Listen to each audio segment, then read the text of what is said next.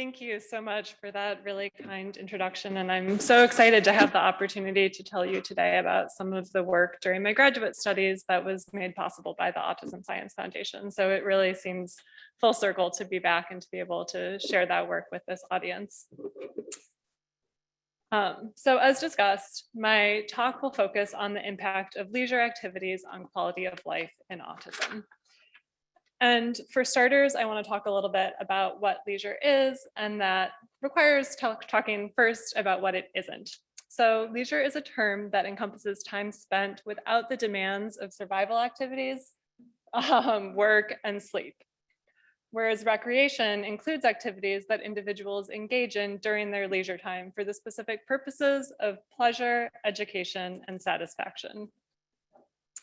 There are multiple types of leisure activities, and these may include physical activities like sports, recreational activities like watching TV or playing video games, social activities like participating in clubs or organizations, and skills-based activities like music, dance, and the arts.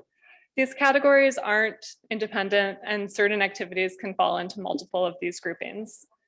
But regardless, there's evidence that engaging in these types of leisure activities has been shown to improve physical health, mental well-being, and family functioning. And in autism in particular, there's evidence that it improves quality of life, broadly defined, and can be leveraged to support satisfaction with family life.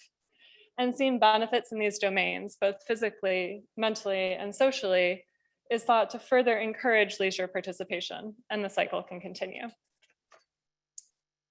However, current evidence suggests that individuals with autism are less likely to participate in leisure activities compared to their neurotypical peers. And this difference isn't notable during elementary school, but it grows increasingly wide over the course of adolescence, particularly for skills-based and physical leisure activities.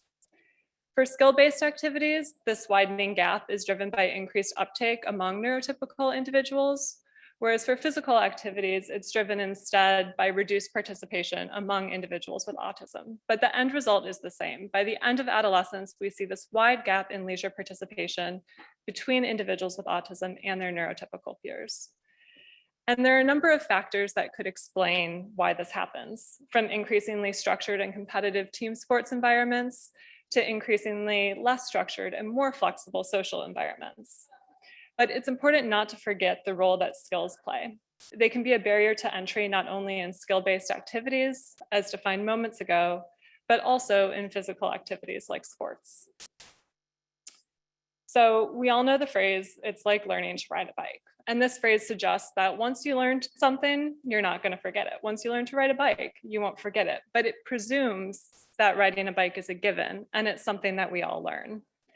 For many kids with autism, learning to ride a bike is not a given. Motor coordination poses a barrier to leisure participation, and we as a community of researchers, parents, siblings, advocates can take steps to develop programs that bridge that skills gap. Later in today's session, I know Richard Sperling will be discussing AC Autism's program to build skills through tennis, and Tom Bach will discuss how music has enriched his life. I'm going to focus on a few other programs, biking among them, that have had success encouraging leisure participation and teaching new skills to foster both independence in individual pursuits, as well as interdependence in social team-based sports. Biking holds personal relevance for me because I was involved in research through one such program during my graduate studies. And my brother, who has autism, absolutely loves the freedom and independence that biking can provide. So our biking data were collected in collaboration with the I Can Shine organization, which organizes camps to teach motor skills to individuals with neurodevelopmental disorders, including autism. In the clip that follows, I'll be showing some footage from the St. Louis area camp a few years ago. It was a 5-day camp. Each session was 75 minutes, and we enrolled 15 kids with autism between the ages of 7 and 16. There were also individuals with Down syndrome at the camp, but I won't be discussing those results in my talk today. I'll note at the outset that all parents of kids in this video consented to video recording, and the kids also provided their assent to be video recorded. And as you watch the video, I'm going to ask that you pay attention to how motor skills progress from the beginning, where the footage was collected during the first few days of camp, to the end, which has footage from the final day of camp. So if we could start with the video, please.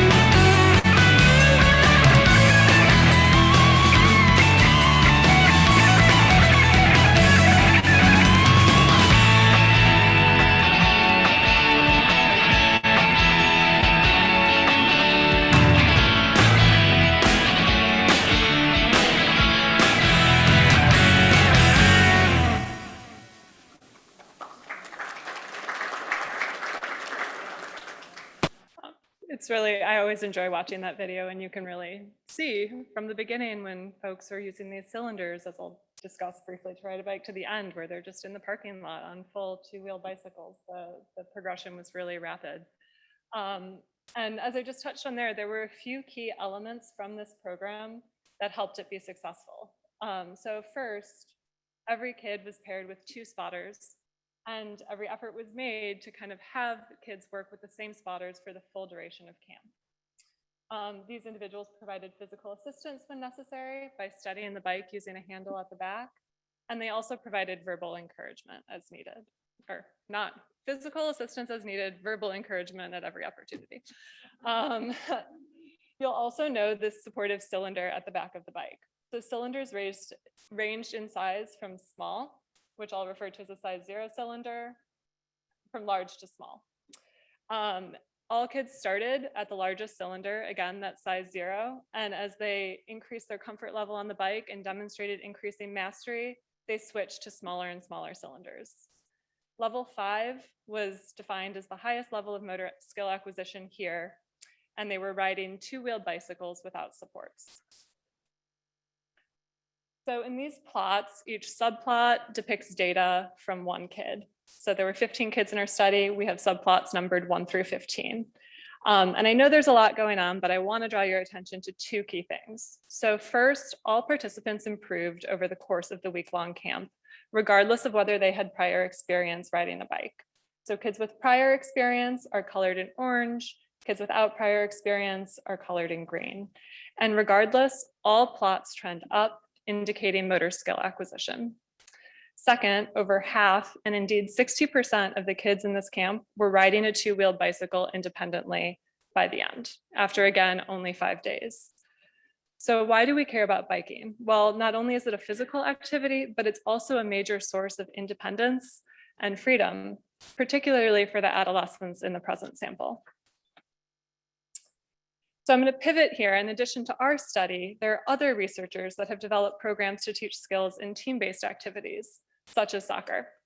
As a former soccer player, I just had to take the opportunity to put up a picture of the US women's national team. But turning back to the research, there are recent studies by Hayward and colleagues and Chambers and colleagues suggesting that brief, community-based adaptive soccer programs produce improvements in throwing, kicking, defending, and agility. These improvements are maintained not just in the immediate aftermath of the program, but also at short-term follow-up a few weeks later. And parents overwhelmingly reported being satisfied with these programs. In the US, researchers have looked at soccer, whereas in Australia, they've looked at Australian rules football, which, as I understand it, is similar to rugby, but not quite the same. So if you're like me, Australian rules football brings to mind high intensity physical play, but all professionals start somewhere. And at the youth level, the focus is really on developing motor skills, playing on a team, and having fun. And Howells and colleagues have done some interesting work looking at motor skills among kids with autism before and after their enrollment in a youth Australian rules football program.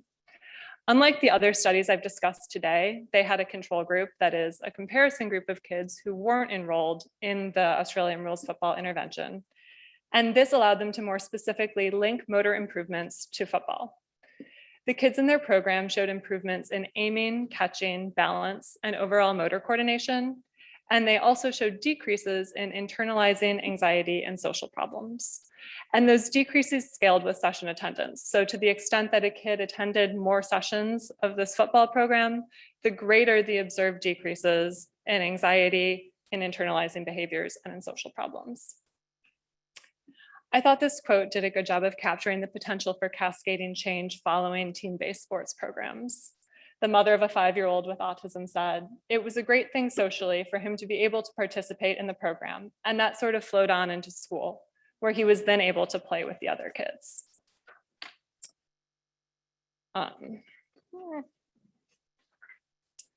So most studies on leisure participation in autism are what we'd call pilot studies. They've been small, with samples frequently less than 20 participants.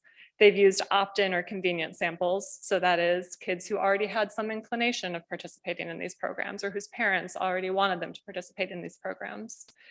And the studies often lacked control groups, the exception again being Howell's study of Australian rules football.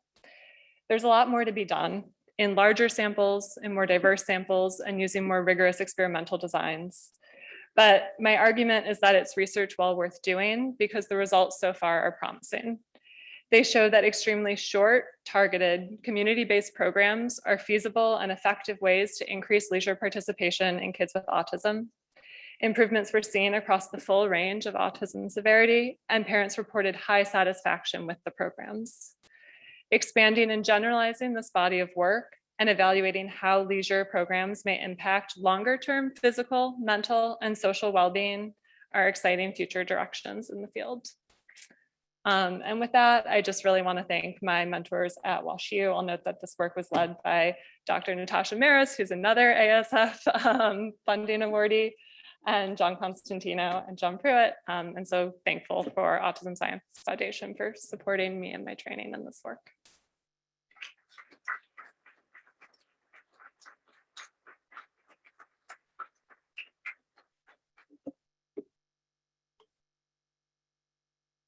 We'll open the floor now for questions.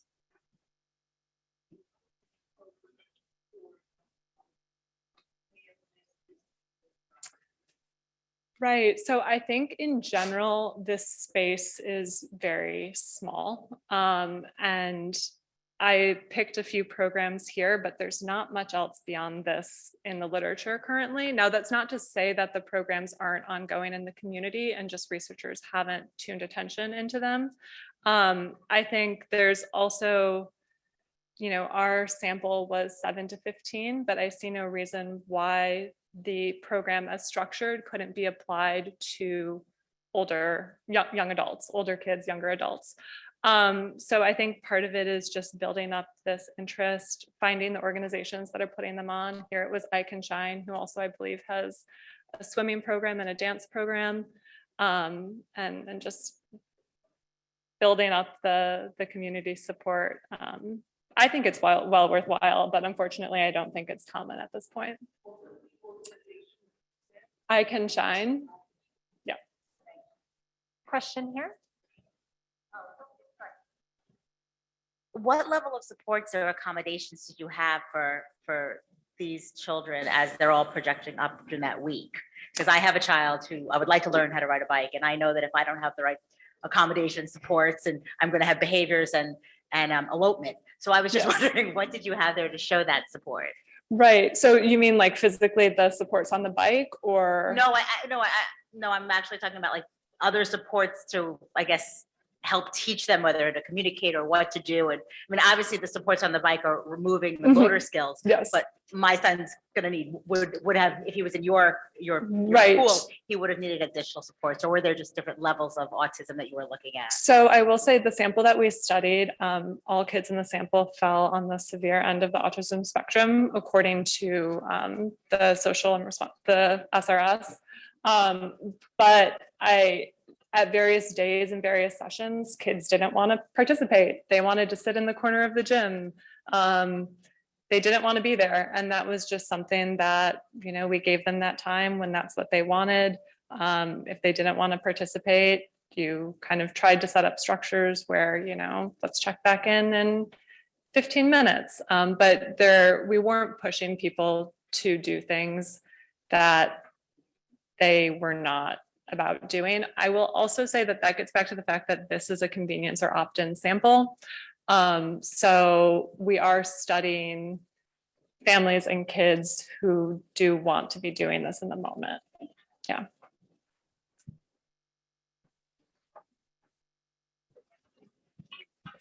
Thank you. That's very interesting. My daughter has always been very active. One of the things that she does now is dance around the house by herself, as opposed to choosing to participate in group activities. Have you done any research to whether being physically active independently or in a group is there any difference? Do you still get the benefit?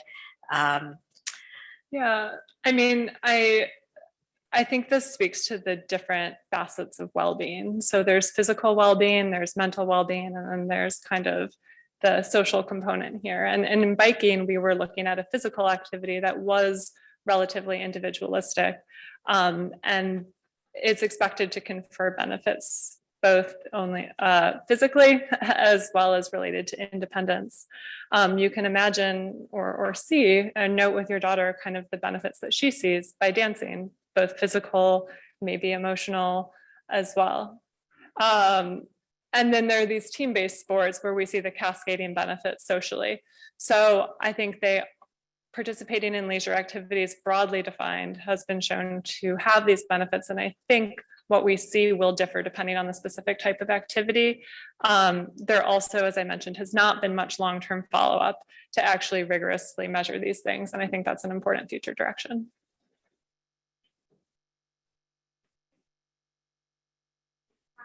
Post follow-up from the biking. Did you kind of notice anything with the children afterwards, and how did they kind of progress their skills with their biking? Were they able to go out with their families a little bit more, or did they get into some children's even biking clubs of some sort? Yeah. Because there's a lot of different things. My son is high functioning autistic. He loves biking. And that was one thing that we struggled with when he was younger, of how to get him involved. And now we can't get him off a bike. Mm-hmm. So I was just wondering, like, post afterwards, of what you kind of saw with those children. We had every hope of doing a longer term follow-up, and there were some logistical challenges that came up that made it really difficult to get back in touch with enough kids from this sample. But I would love to be able to answer that question today, and I think it's a great question.